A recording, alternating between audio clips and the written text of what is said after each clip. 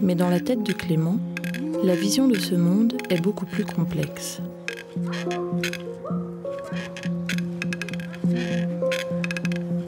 Comme environ 60 000 personnes en France, Clément est atteint d'un syndrome qui suscite encore aujourd'hui beaucoup de questions sans réponse. Ce syndrome, l'autisme.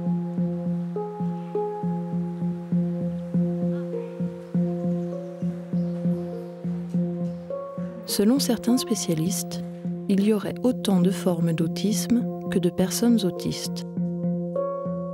La part de mystère est encore bien présente.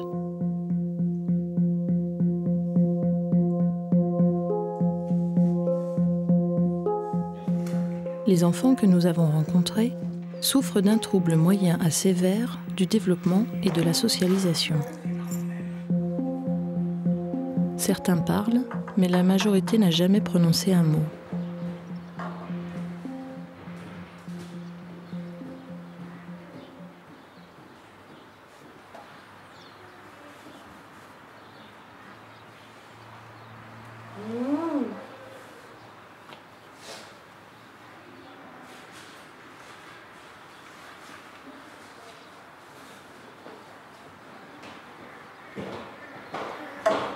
On ne connaît pas la cause de l'autisme.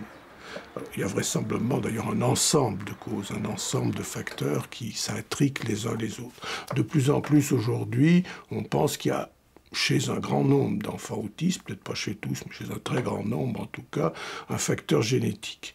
Ce facteur génétique est probablement très compliqué. C'est pas du tout quelque chose comme une myopathie ou la mucoviscidose, où on sait qu'il y a un gène précis qui entraîne un trouble très particulier dans un métabolisme très particulier. C'est sûrement beaucoup plus compliqué que ça. Probablement, il y a une vulnérabilité, une fragilité neurologique, mais l'enfant vient au monde avec de telles difficultés à entrer en contact avec les autres que le monde lui apparaît comme incompréhensible, qui se sent en quelque sorte pas dans la communauté des êtres humains, et que par conséquent, ce monde incompréhensible lui apparaît menaçant. Et contre ce monde menaçant, il développe psychologiquement des mécanismes de défense. En particulier, il se retire, il se replie, il refuse. Il peut refuser qu'on l'aide, il peut refuser les objets qu'on lui tend. Et ces conduites de refus peuvent, dans certains cas, être une façon de se protéger.